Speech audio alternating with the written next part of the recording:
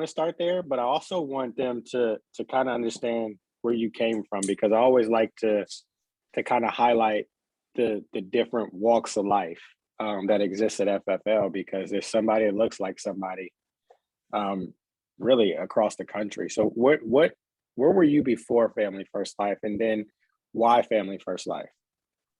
So this is my third venture in insurance. So I started a little over 4, maybe 5 years ago at a captive company. They've got a Square Blue label and they want a lot of money for their insurance. 55% comp, you know, they gave us a small, tiny bonus. It had a minimum and a maximum, a lot of declines, so on and so forth. 2 years into that, I found another IMO, a little more comp. You know, I scratched my way up to 90%. Lead situation was terrible. They were reselling us leads. You know, there was a lot of competition, a lot of stuff going on. And then I think it was late January, February. Abby and Allie, I don't know, Ivan admitted they found me on Wall Street Job somehow. Called me out of the blue, told me about Family First Life. I think I had the same reaction a lot of people do. That compensation is not real. How's your lead cost that low? How do you have that many vendors? So on and so forth. And it really made sense. Our first month was March, and it's been growing like a weed because we're able to hire people at a much higher comp level than everywhere else. Yeah, you can get people started and they can actually go provide for their families day one if they want to. Yeah. That's definitely I mean, a game changer. the captive company, they had you trigger your contract. It took me 5 weeks. Some agents, it took them 4, 5, 6 months before they were even getting paid. I mean, I don't know how you survive like that. And then the same thing when you're making a 60, 70, even an 80% contract, you know, you've got $30 leads that are old and used to run. Like that's tough as well. So. Got it. So you move over here. You had 2 practice companies before. So we'll call it college ball and then the developmental league. And then you get the FFL. What's it like that first month? Like you get in, you're looking around, you're kicking the tires. Like what's that like? What are some of the things that you had to adjust to? Some of the things that kind of that caught you off guard, and some of the things that just came easily that you thought maybe wouldn't be so simple for you? It was a complete change so I'll start with the first practice company. It was shirt and tie every day, you know, feet hurting in awful shoes kind of thing. You know, I call them 40,000-aires. They're walking around these $500,000 suits and making 40 grand, right? Trying to sell 5 or 6 policies a month. I mean, seriously, it's 5 or 6 policies a month. They tell you you're doing great. And then, you know, switching to being a broker with another IMO, seeing their numbers, so on and so forth. The biggest difference was I was door knocking. It was pure door knocking. And, you know, nothing against door knocking, but because I still do it, right? I'm used to it. You got a lead, you can't get on the phone, you go door knock them. But when that's your only thing, 8 hours a day, 45, 50 hours a week, you might see somebody, you might not see somebody. So for me, it was getting on the phone, getting used to being comfortable on the phone.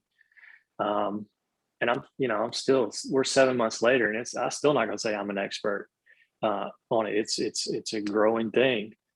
So moving to more of an appointment style model, you know, booking, trying to get you 30 appointments a week and run 30 appointments a week was different. Also seeing basically the video game numbers that people are putting up. I mean, it was ridiculous. I mean, I think my previous IMO might have had one person that wrote over 400K. One. So, you know, here there's countless. Yeah.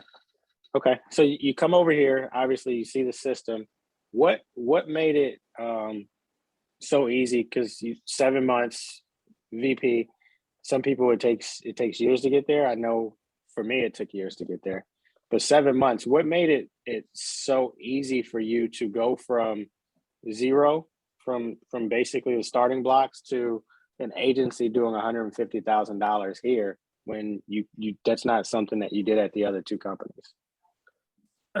So one thing that I took from my old IMO was they told you, to grow, there's three things you do. One is perform at a high level.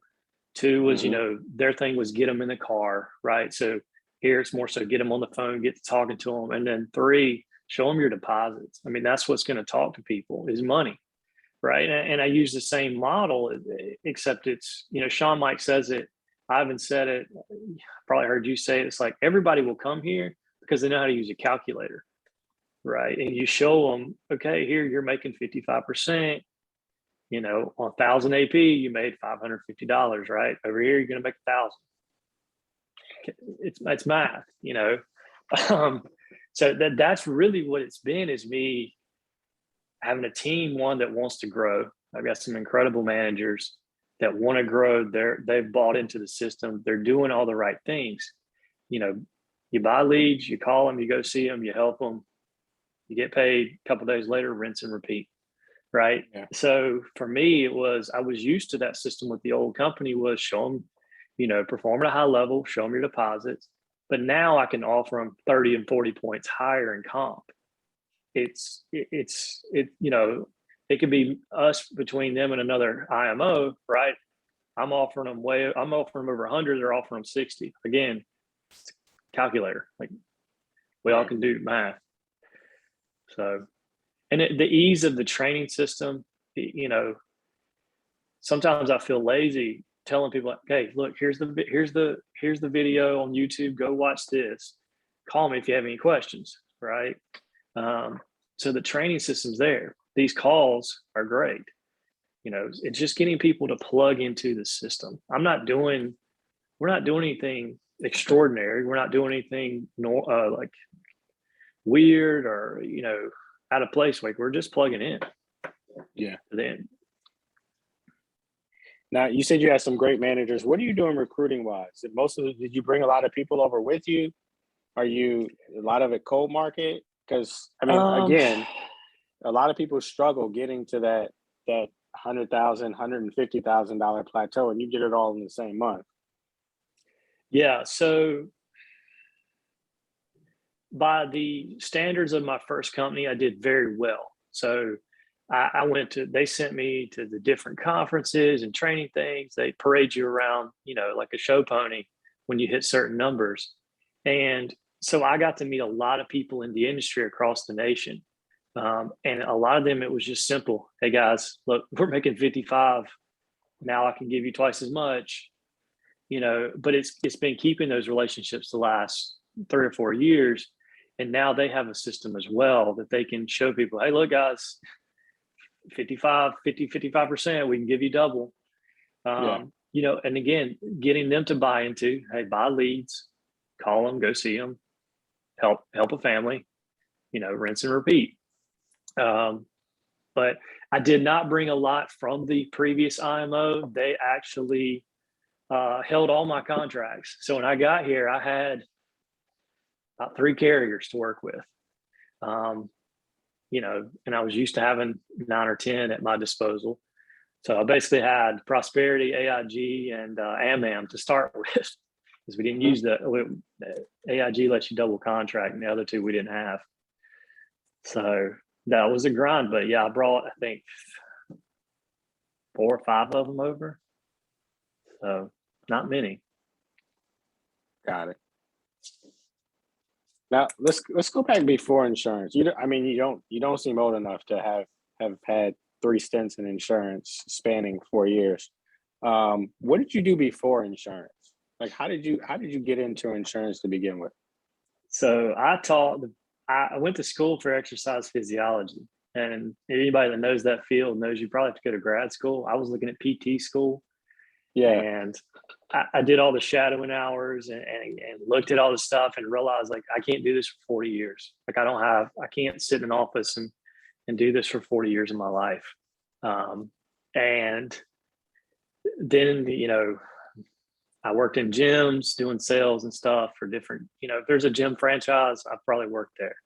Your Planet Fitnesses, Lifetime Fitness, whatever, all of them. I've worked for all of them because Raleigh has one of each.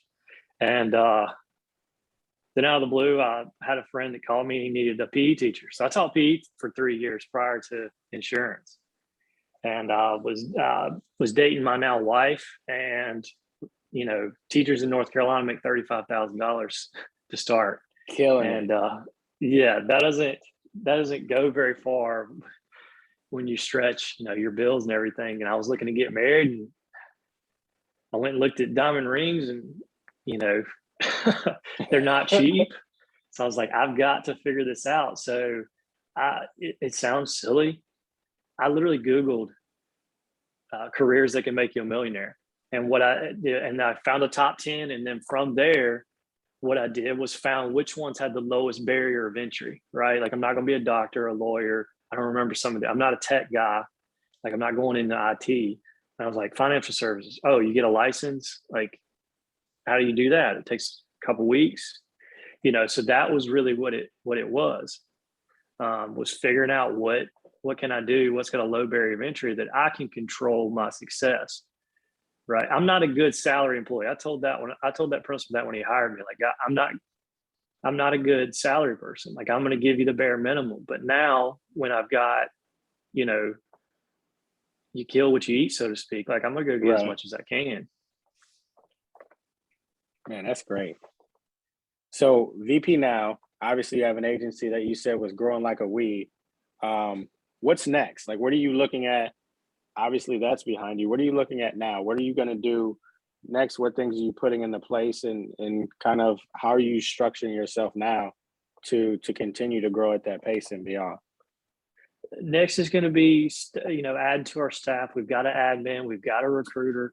So it's going to be adding another, more recruiters. I've watched Gabe and Caleb and the Basso crew. I mean, the number of recruiters they have. I mean, they're taking, if you're watching the Facebook group, their recruiters are calling at 9 o'clock, 10 o'clock Eastern Standard Time, which is what I'm on. They're doing it. And you've seen their growth has been, I've seen since March has been explosive. I don't know why they could remember what their numbers in March were, but it's crazy to see them now over a million, Joe over 500,000. So as far as team goals, I'm looking to get 3 logos by the end of the year. So I want 3 of my managers have logo.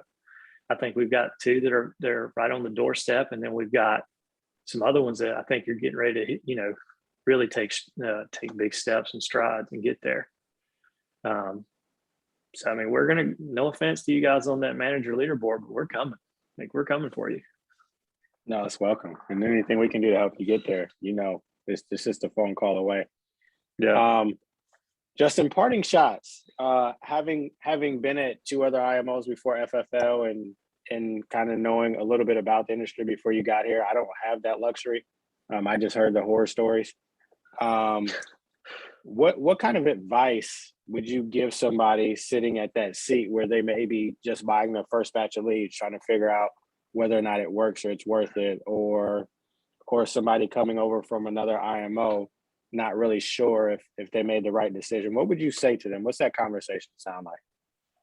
Somebody brand new to the industry, I would say you are now totally in control of everything that goes on.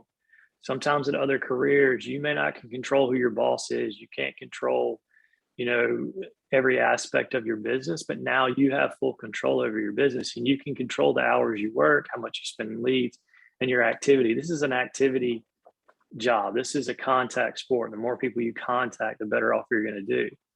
Right. Sport. So contact as many people as it is, whether it's potential clients, potential agents, so on and so forth. People that come from a different, if you came from captive, you're about to get your world rocked, because now you've got a number of different carriers to write with. You've got multiple product lines, so on and so forth. Those coming from another IMO, I would say follow in with the training. I was one, I'm going to tell you, he probably shook his head and was frustrated. In the beginning, I was like, I guess I had a little post-traumatic stress from having to like I had to be on a call every morning at 9 and they would do roll call. And, I came over here and I was like, I'm not like, give me a little breather from calls and stuff, right? Like I'm good on that. But, I thought I knew a lot and I did know a lot, but there's always more to learn in this business because we mainly did final expense. So I had mortgage protection. I had a big learning gap and still learning on the mortgage protection side. But for those coming from a different IMO, relish that you have arrived, so to speak. There's not another place that I know of that has higher comp,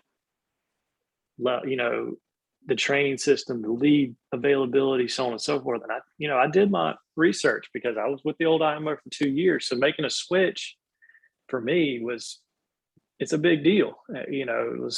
I was comfortable there, but not growing.